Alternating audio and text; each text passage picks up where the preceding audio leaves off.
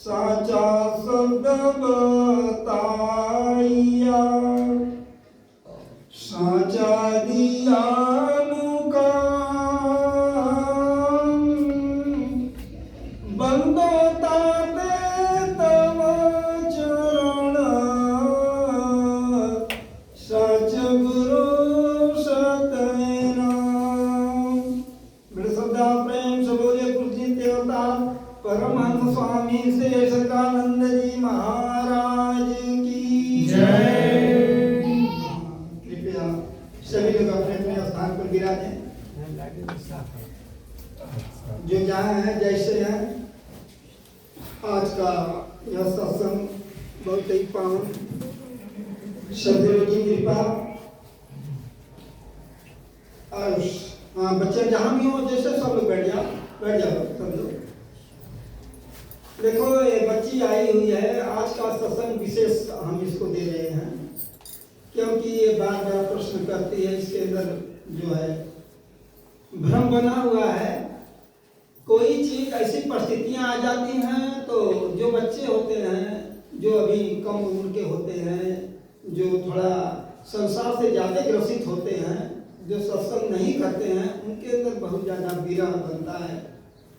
इतना ज्यादा लगाव हो जाता है संसार से कि दिन नहीं चैन रह नहीं निद्रा, वो हमेशा वही विरह में अपने डूबे रहते हैं। 2-4 महीना हो गया, ये बच्ची परेशान है।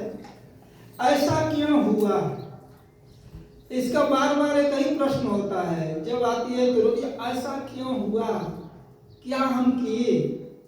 अब इसको अगर सत्संग मिला होता, थोड़ा सा भी सानिध्यता भी होती, इसलिए कहते हैं कि बार बार भगवान शंकर ने कहा कि बार बार वर मांगो हरसि देहु श्रीरंग, पद सरोज अरुपायि भगति सदा सत्संग। कि अगर हम सत्संग करते रहेंगे, हम हमेशा अपने को ढांचा में ढालते रहेंगे बेटा, तो यह जो है हमारे अंदर परिवर्तन आ जाएगा। इसको होनी कहा जाता है। और इसको बेटा कहा जाता है कि होनी तो होकर रहे, इसको कोई टालने वाला नहीं है, ये पहले से ही बन करके आता है। अब देखो आज शुरू हुआ, अभी होली द्रौपदी का सुनाया गया महाभारत। लोग अभी ये प्रश्न करते हैं कि महाभारत घर में नहीं रखना चाहिए, रामायण पढ़ लेना चाहिए। ये ठीक है, गीता ठीक है, श्रीमद् भागवत कथा में महाभारत हो जाएगा, महाभारत नहीं रखना चाहिए। अब देखिए ये भ्रम बना हुआ है, उनका भी अधूरा ज्ञान है। अब देखो हम संक्षिप्त विवरण में थोड़े समय में थोड़े विस्तार के नहीं दे पाएंगे कथा को, क्योंकि बहुत बड़ा है, लेकिन थोड़ा देंगे समय के बाद। देखो वही महाभारत जो द्रौपदी सुना रही थी, भगवान कृष्ण से पूछ रही थी कि महाराज ऐसे कैसे हुआ, और वही समय आया तो देखो यहाँ से शुरू होता है कि सबसे बड़े प्रिय सखा थे अर्जुन जी। सबसे बड़े महान भगवान कृष्ण के सखा कौन थे? अर्जुन। उनके पुत्र अभिमन्यु, और अभिमन्यु के पुत्र राजा परीक्षित, और परीक्षित के पुत्र कौन हुए? राजा जन्मेजय। अब प्रश्न आ गया जन्मेजय, तो जन्मेजय के अंदर इतने बड़े राजा हुए, इतने विशाल, इनके अंदर थोड़ा सा प्रभुता पाए का ही मद नहीं। अब यहाँ प्रभुता से मद होता है, अहंकार जिनके अंदर हो जाता है। और कहते हैं कि और ये जो व्यास जी थे वो सनातन थे कि महाभारत यानी उस युग में कि जो भी परेशानियां आवे हमारे राज्य पर, हमको तुरंत बुला लेना। उनका यह संकल्प था कि हम उसका निराकरण कर देंगे, उसका निवारण कर देंगे। तो हम लोग जो सनातन से थोड़ा सा हमारे गुरु जी थे, तो हमेशा ये मानस और 2 चीज बहुत ज्यादा हम लोग अध्ययन करते थे, इधर श्री महाभारत और उधर रामायण, ये बराबर चलता था। कहते हैं वेद व्यास एक बार गए हस्तिनापुर दरबार, करत सत्कार पूछते जन्मेजय कुछ हार। यानी व्यास जी सुबह के टाइम कहे कि चले आज, और दरबार में हस्तिनापुर आए। सुबह का समय था, जो है लालिमा निकल रही थी, सुंदर वातावरण, प्रकृति का सुंदर वातावरण, उसको कहा जाता है कि ब्रह्म मुहूर्त। और ब्रह्म मुहूर्त में ही चल दिए, और सुबह होते होते चिड़िया चहचहाते चहाते जब निकल रही थी, अपने दिशा की तरफ जा रही थी, व्यास जी पहुँचे और बहुत खुशी से प्रेम से जन्मेजय जी ने उनका सत्कार किया और कहा कि बड़ी कृपा आपने की महाराज, आप हमारे यहाँ पधारे हैं। ले गए, खूब आसन दिए और खूब सुंदर। तो पहले आपस में थोड़ा सा कहते हैं कि आ गए तो समाचार, मतलब हम लोग कहते हैं कि हाल चाल थोड़ा हो जाए।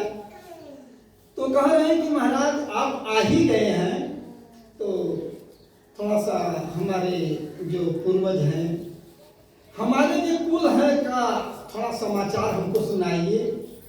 कहें कि ये बताएं आप त्रिकालदर्शी हुआ, यानी भूत भविष्य वर्तमान तीनों के हाल जानने वाले आप हैं ऋषिवर। तो ये बताइए कि इस महाभारत में भगवान कृष्ण, स्वयं भगवान कृष्ण थे, और इसमें जो देखा जाए तो पितामह जी, भीष्म पितामह, ऐसे महान हस्ती, और उसमें जो है गुरु द्रोणाचार्य जो शास्त्र विद्या में निपुण, उसके बाद भी देखा जाए तो कुल गुरु कृपाचार्य, ऐसे महान हस्तियां थीं। और हमारे कुल के जो धर्मराज युधिष्ठिर महाराज थे, और आप लोगों के रहते हुए भी एक छोटा सा कार्य यानी महाभारत करवा डाले और इसको रोक नहीं पाए। अगर हम क्या बताएं आप लोगों की विडंबना, अगर उस समय हम रहे होते तो महाभारत नहीं होने देते। देखिए, अगर इतना आजकल के युग के लोग होते तो तुरंत अपने विचारों को रख देते, लेकिन देखिए संत हृदय नवनीत समाना, ऐसा संतों का हृदय होता है मक्खन की तरह। वो सुन रहे हैं लेकिन शांत वातावरण में। हाँ बच्ची, तुम्हारे लिए सुना रहे हैं महाभारत की कथा, सुनो, क्योंकि होनी तो होकर रहे। बोले सीरियल में चलेंगे तो बड़ा लंबा समय आएगा, थोड़ा सा हम काट छाट के कुछ शब्दों में दे रहे हैं। बोले कि बेटा पूर्वजों का दोष मत दो, ये होनी थी और होनी होकर ही रहती है। इसके लिए तो भगवान कृष्ण ही काफी थे, वो चाहते तो रोक देते, लेकिन ये विधि का विधान है। और हम लोग गाते भी है कि विधि के विधान जान हाम लाभ सही है, और जाही विधि राखे राम ताही विधि रही है। तो ये विधि का विधान था। कहें ये बात हमें नहीं पसंद आई, आपको इसको हम नहीं मानते।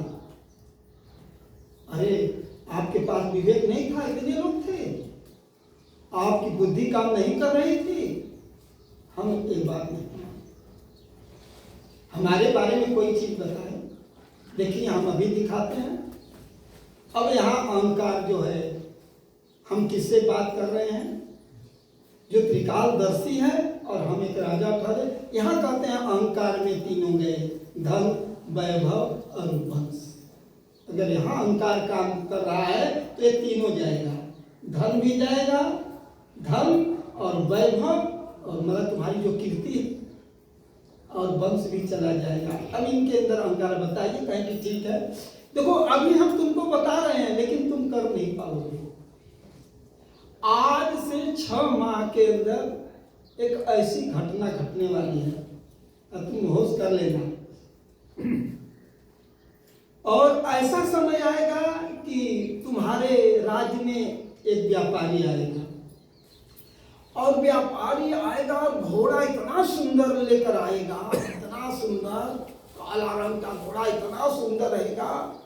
तो तो खरीदना मत उसका घोड़ा, चाहे हो कितना सुंदर। लेकिन देखो हम बात बात पर तुमको ब्रेक लगा रहे हैं। उसका घोड़ा कभी खरीदना मत, लेकिन तुम मानोगे नहीं कि क्योंकि तुम्हारे अंदर जो ये अहंकार चल रहा है ना पुत्र, तुम ख्याल करो, अभी हम बता रहे हैं तुमको, तुम खरीदोगे। कहीं अरे ऐसा कैसा हो सकता है, हमारे पास विवेक है, हम आज से ही। लेकिन खरीदना बाई चांस खरीद भी सकते हो, कह रहे हो कि नहीं खरीदेंगे, लेकिन तुम खरीदोगे, लेकिन उस पर चढ़ना मत। अरे ऐसे कैसे हो सकता, हम खरीदेंगे ही नहीं। कहना कि तुम चढ़ोगे भी, और चढ़ना तो देखो उसको दक्षिण दिशा की तरफ मत जाना। लेकिन तुम अब भी नहीं मानोगे और दक्षिण दिशा की तरफ जाओगे, तो ऐसा नहीं हो सकता। और जब दक्षिण दिशा की तरफ जाओगे तो शिकार खेलने के लिए कर आगे से पर बंद, हम शिकार खेलेंगे ही नहीं। कह नहीं मानोगे तो नहीं, शिकार खेलने भी जाओगे। और वहां जब जाओगे तो देखो एकाएक जंगल बिनापान में जाओगे तो वहां एक बहुत सुंदर अप्सरा की नाई स्त्री मिलेगी, और तुम्हारा सारा जो मोह उसी पर आकर्षित हो जाएगा। अब तुम्हारे अंदर ये भाव हो जाएगा कि कब ये मेरे पास आ जाए, और देखते ही देखते तुम मुग्ध हो जाओगे। उसके बाद कहोगे कि चलो मेरे महलों में, और वो नहीं कहेगी कि नहीं हम नहीं जाएंगे। अब तुम उसके पीछे पड़ जाओगे, और इतना बातों बातों में बैठ करके बातचीत करते करते तुम दोनों एकाकार हो जाओगे। उसके बाद मानोगे नहीं तुम, वो कहेगी कि हम शादी किसी से नहीं करेंगे, लेकिन तुम महल में ले आओगे। और यहाँ आने के बाद कुछ दिन के बाद तुम ऐसे घुल मिल जाओगे कि शादी भी कर लोगे। लेकिन शादी कर लेना तो एक काम करना कि बहुत बड़े विद्वानों के साथ एक ख्याल रखना कि वो तुम्हारे साथ शादी के साथ साथ वो यज्ञ भी कराएगी। और यज्ञ जब कराएगी तो बहुत बड़े बड़े विद्वान जो हैं, ऋषि मुनि संत, जो बड़े बड़े वेद वक्ता ब्राह्मण, सबको बुला करके, लेकिन युवकों को, जो नौजवान युवक होते हैं, उन ब्राह्मणों को मत बुलाना। लेकिन ख्याल रखना, पग पग पर हम समझा रहे हैं कि तुम वैसा ही करोगे। मानोगे नहीं, कहे नहीं हम ऐसा कर नहीं सकते, कहे कि अच्छा होश कर लो। इसके बाद क्या करोगे कि वो परिस्थिति आ जाएगी कि ये औरत कुछ ऐसा कार्य करेगी कि वो सब जो ब्राह्मण विद्वान तो रहेंगे नहीं, जो नौजवान रहेंगे तो देखकर हंसने लगेंगे, और तुम्हारे जब हंसेंगे तो वो तुम्हारे वो इशारा करेगी, देख रहे हो, और तुम आवेश में आ जाओगे क्योंकि राजा हो, और आवेश में उठाओगे तलवार और सबका गर्दन काट करके अलग कर दोगे, और वही तुमको ब्रह्म हत्या लगेगी। और ब्रह्म हत्या जब लगेगी तो तुम कोढ़ी बन जाओगे, और इतना होगा कि सारा नगर में तुम्हारी अपकीर्ति होगी, कोई तुम्हारा साथ नहीं देगा, और तुम इतना बहने लगेगा शरीर, इतना ग्रसित हो जाओगे कि तुम्हें कोई देखने वाला भी नहीं मिलेगा। और अब इसको ख्याल करना, पूर्वजों की बात छोड़ो, अब अपने तरफ ख्याल करना। अब हम तो जा रहे हैं और व्यास जी चल दिए, बेटा देखो सारा चीज बता रहे हैं। उसके बाद व्यास जी चल दिए, चले गए, और इधर एक कहे कि बस आज से बंद। 6 महीना का डेट दिए थे, 1 महीना के अंदर सब भुला गए। और जब वही उधर व्यापारी एक आया घोड़ा सुंदर लेकर के, और इधर जब मंत्रियों ने देखा, आदेश दिया, राजा देखे क्या पूछना है, घोड़ा खरीद ली। और वहां कहा थे कि खरीदना मत उसका घोड़ा। अब ये भूल गए। देखो यही कहता है कि होली तो होकर रहे, घोड़ा भी लिए, उसके बाद अब उस पर सवारी किए और चल दिए शिकार खेलने के लिए। और वही जब शिकार खेलने के लिए गए तो जंगल में वही मिली, और वो सुंदर अप्सरा मिली और देखते देखते उस पर मुग्ध हो गए।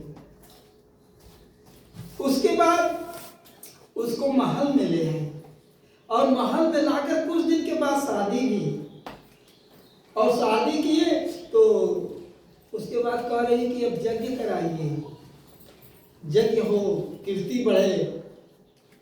और यज्ञ कराए तो विद्वानों को नहीं बुलाए, जो युवा समाज थे उनको बुला लाए, और वो जैसे बता रहे थे ठीक ही उल्टा करे अपने बाएं कर से। तो वो सब नौजवान ब्राह्मण थे, पुरोहित हंसने लगे, और जब हंसने लगे तो इसने इशारा किया रानी पर क्यों हंसे विप्रजन, राजा क्रोध बढ़ाए, और तुरंत तेगा उठा करके धड़ से सबका गर्दन जो है, और जब हुआ हाहाकार मच गया, और हाहाकार मचा उसके बाद उनको लगा कोल, और इधर सब गए।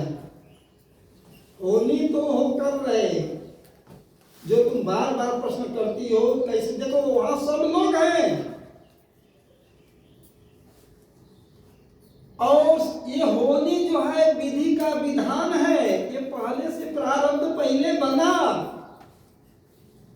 और ये बन कर आया है। व्यास जी सब कुछ बता दिए, और ये बहुत अपने को विद्वान समझ रहे हैं, बहुत ज्ञानी समझते हैं। अरे हम सब जानी ला, तो हम बुद्धिजीवी हैं, हमारे अंदर विवेक है, हम ऐसा करेंगे। और देखो वही हुआ, और जब हुआ तो कोढ़ी बन करके रोने लगे। कुछ समय के पश्चात तब फिर व्यास जी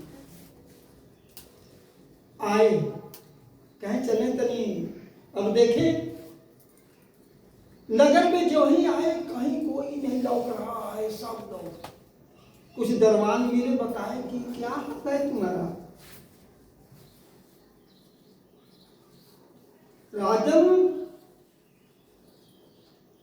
अब वो घर में बंद है, और सब जगह से कूड़ा, घर जिसका कोड़ फूटता है इतना दुर्गंध आता है, सब कोई जा नहीं रहा है। और ये कि हे परमात्मा कब ये शरीर छूटे।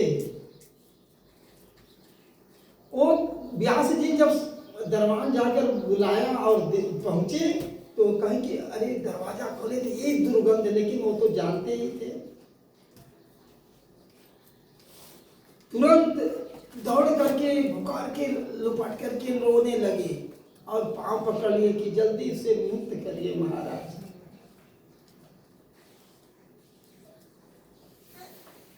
कहें कि अरे ये हाल कैसे तुम्हारा हुआ। कहें कि जो नाम कहला है भूल गई लिया, इतना समय हमें ख्याल ही नहीं रहा। अब जल्दी करिए कि हमारा शरीर छूट जा। कहीं घबराओ मत, कहीं तो कोई ऐसा उपाय करिए जिससे हमारा ये कोड़ दूर हो जाए। कहें कि मानोगे आप, विश्वास और ईश्वर जरूर मानेंगे।